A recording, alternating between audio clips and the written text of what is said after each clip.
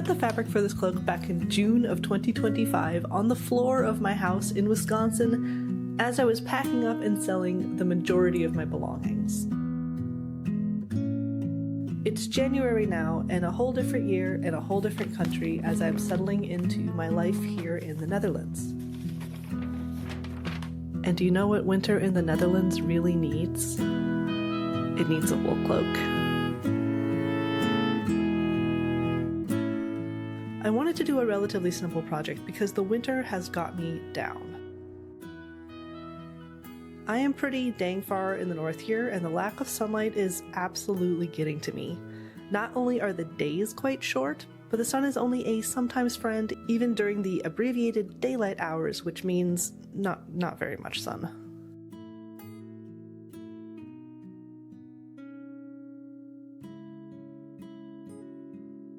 I've made this cloak, which is a modern Vogue pattern, before, and in that project I actually handmade some enamel Trance buttons, which I'm really still quite proud of. So I was glad to have a familiar pattern to work off of.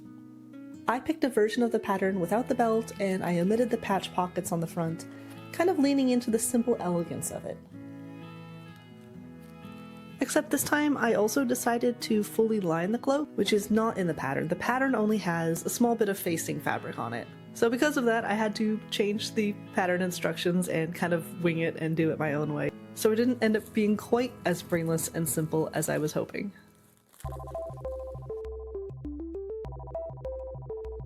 The lining is a mystery fabric I got from S.R. Harris in Minneapolis, which is a fantastic store. I got it from a remnant spin, and I have no idea what it is. It is some sort of poly thing, but it absolutely does the job of being sturdy and functional for a wearable garment.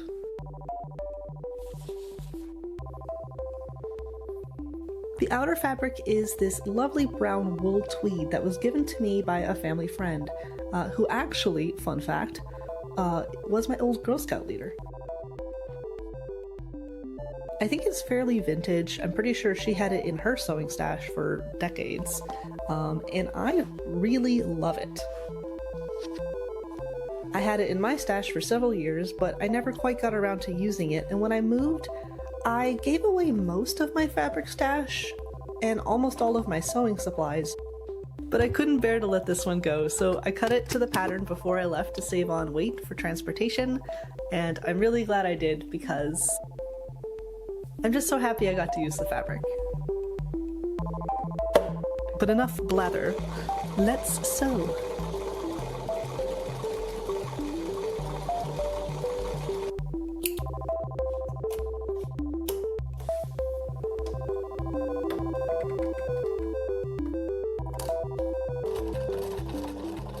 The construction of the cloak itself is fairly simple.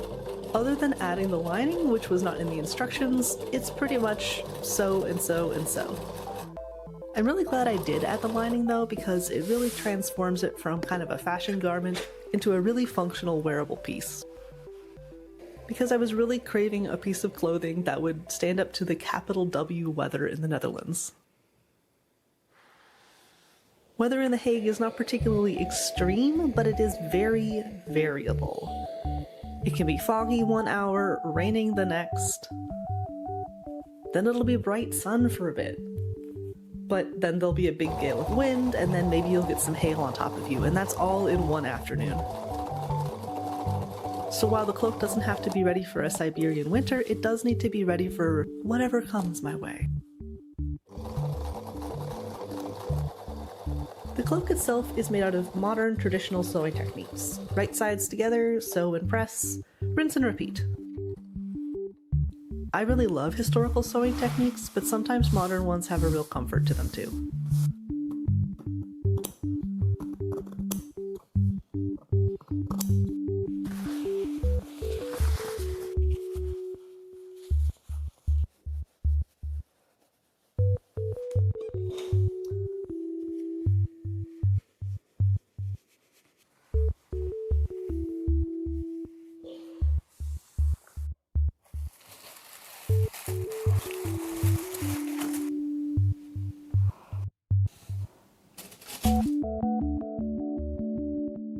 Okay, this is pretty cute. I found on the back Remnant, 2 1/4 yard, $2 a yard. So I guess we know what I paid for the lining fabric. We're gonna call that a deal.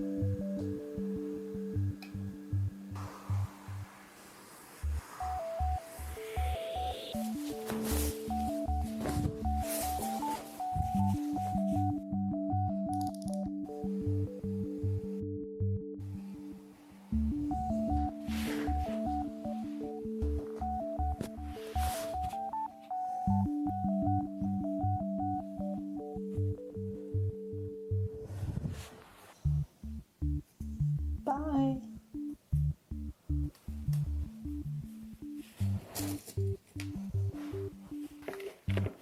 The only bit that I hand sewed was the lining of the collar. I originally used the stitch in the ditch technique, but it ended up looking kind of sloppy, so I pulled it out and I did a hand fell stitch down, which is the only really homage to historical sewing techniques in this particular cloak. And in the middle of all of this, there was a rare day of full sun. And do you know what we do on a rare day of full sun in December in the Netherlands? We take the tram to the city center and we buy buttons.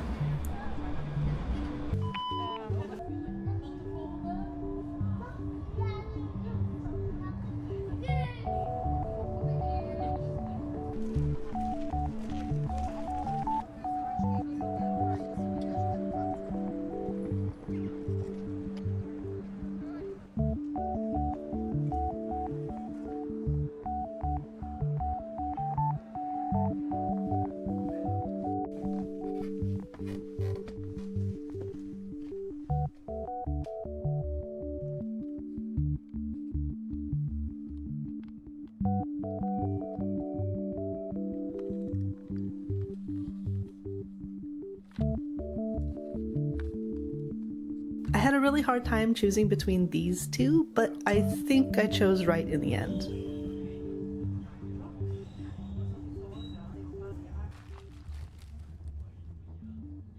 And now back to sewing.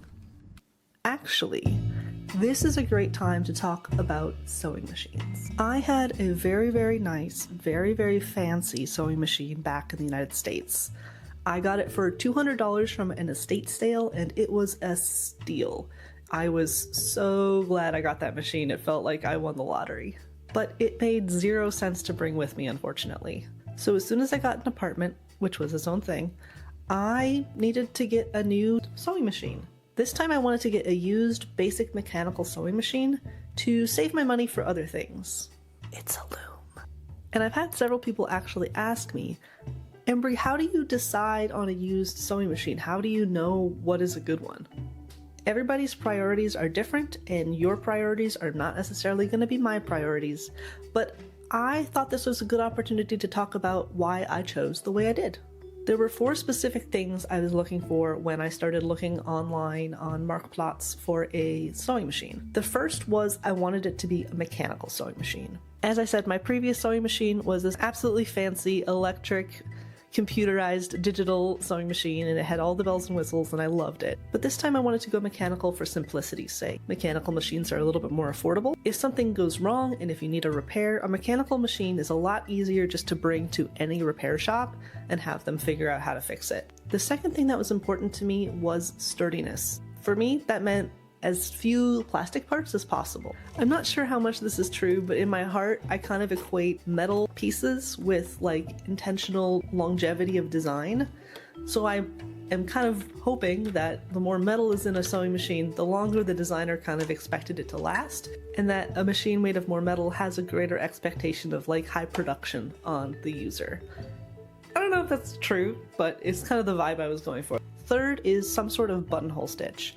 My previous fancy Cadillac machine had a one-push buttonhole stitch maker with multiple types of buttonhole stitches, and I knew I wouldn't get that with a mechanical machine, but I did want to have at least some sort of buttonhole stitch available. Your boy can hand sew a buttonhole, but the machines do just fine sometimes. If you're buying from individual sellers, number 4 is the most important. Does it have all of the accessories? It's really easy to get super locked in when you're doing shopping like this and kind of just like have a brain fart. So always make sure that they have the critical things that you know in your heart, but like in the moment maybe you would forget. For example, all of the bobbins. Does it have more than one bobbin? Does it have the bobbin holder? Does it have the cord and the presser foot? And critically, if it has a buttonhole stitch, does it have the buttonhole presser foot? Does it have the other presser feet? It's so easy to make a little mistake like that, and then you have to like try to find replacement parts, and it's a whole faff. Bonus points on the accessories list if it still has the user manual. I feel like this is again kind of in the vibes thing, but if the previous owner retained the user manual, it maybe means that they did a better job taking care of it than someone who didn't. Again, that's not saying if you chuck the user manual that you trash your machine. It's just a little bonus point, you know? It's just a little extra. You will note I don't have any brand listed as part of my criteria. Partially that is because I'm in a whole different country and there are in fact more machines than I am used to seeing and different machines that I am used to seeing. And part of that is just because I wanted a machine that hit those 4 criteria.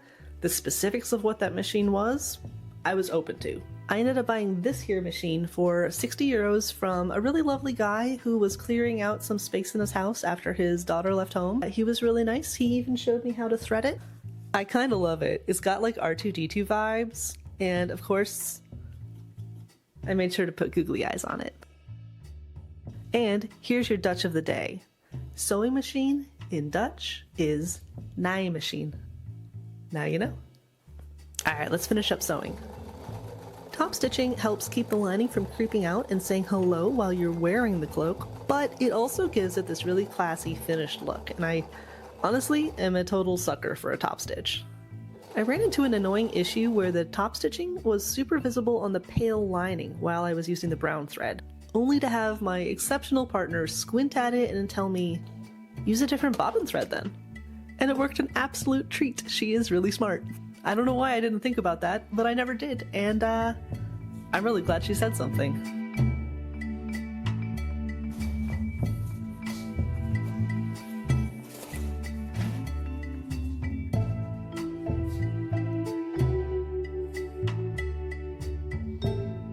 With the top stitching finished, the only thing left was the buttons and buttonholes. I kept all 10 buttons and buttonholes on the cloak as dictated in the pattern, but I did alter the placement a little bit. The pattern has them laid out in kind of a swoop to accommodate a bust that I don't have, so I omitted that shaping and placed the buttonholes in a straight line down the side of the front piece. I also moved them up a smidge so that my arms and elbows would slip out of the cloak more easily. I am shorter than the assumed person wearing this cloak, and therefore, my little arms are short too. Just like with the top stitching, I used the whitish thread on the bobbin and the brown thread for the needle so that the buttonhole stitch would blend in a little bit better with the garment.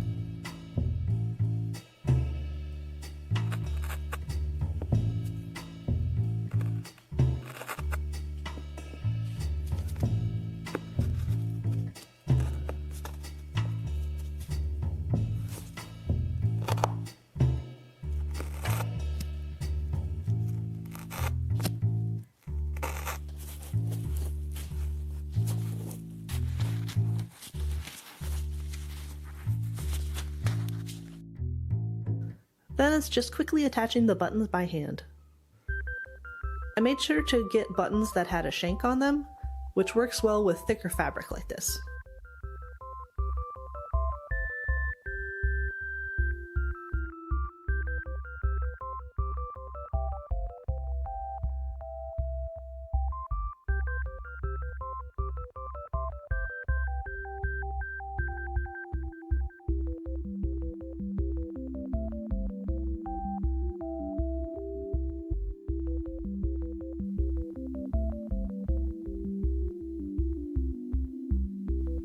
So I love it. I love it.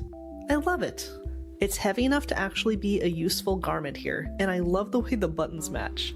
I feel really great about the button choice I made. I love how it feels dramatic and cozy all at the same time. I genuinely adore this thing, and I will genuinely wear it. Making clothes that I actually end up wearing in my everyday life is something I'm working on, both in a stylistic standpoint, like how I style myself, and also in a making standpoint, like, do I make clothes that I'm actually gonna wear? This cloak will not fix the dreary weather. It will not make the sun come out. It will not make the days longer. But maybe, just maybe, it will make adventures seem a little bit more possible until the long days and the sun return. There's a lot of really bad shit in the world right now, and it's really upsetting, to me on a personal level, and I never quite know what to say about it because there isn't really anything to say about it. It's bad and it's shit and it's unfair and I don't like it. I want to create a space in the community where we can feel empowered to be ourselves, and that is something that places in the world are actively working to shut down. So all I can say is be even gayer than before. Be even queerer than before. Be the most trans you've ever been. Go out there and be queer and make stuff because we've always been here and will always be here, and they can just fucking deal with it. Until next time, be queer and make stuff.